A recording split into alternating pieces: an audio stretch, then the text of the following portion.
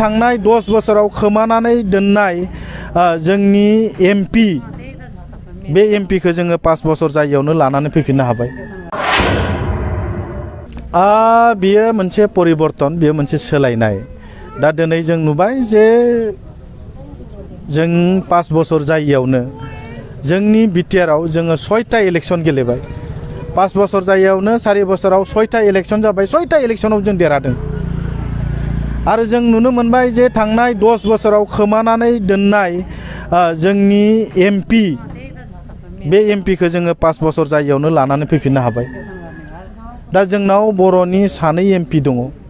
जाय एमपिखौ बिपिएफआ खोमादोंमोन बेखौ जोङो 4 बोसोरावनो दिनै लानानै फैफिननो हाबाय। दा बेफोरबायदि मोजां खामानिखौ नुनानै, बेफोरबायदि जोंनि हारिनि डेभेलपमेन्टखौ नुनानै, हारिनि थाखाय दिल्लीयाव, राज्य सभायाव, लक सभायाव, एसेम्ब्लियाव बेबायदि जोंनि अभाब अभिजगखौ बुंहैनो हानाय बेबायदि शक्ति इउपिपिएल गोहोआव, आरो इउपिपिएलआ मोजाङै खामानि मावनाय आरो बिनि मिशन आरो भिजन बेखौ नुनानै रौता ओनसोलाव थानाय गोबां बिपिएफनि आरो गुबुन गुबुन दोलोनि जि बिजा मा होनना बुङो गोबां जेबायदि सेंग्रा गोबां बेबायदि मावथि जोंनि इउपिपिएलआव जयेन जादों। गतिके जों फैबाय थानाय समाव जे इउपिपिएलआ गोबां माने सिट लानानै देरहागोन जों बेखौ मिजिंथिनो हायो।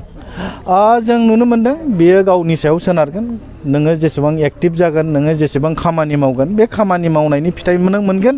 मोजां खामानि मावोबा मोजां खामानि मावनायनि फिथाइ मोनगोन। गाज्रि खामानि मावोब्ला गाज्रि खामानि मावनायनि फिथाइ नोङो मोननो हागोन। दा बेखायनो जोङो दिनै रायजो राजाफोरनि मोजां खामानि मावदों। बे मोजां खामानिनि फिथाइखौ रायजो राजाफोरानो बोर होगोन।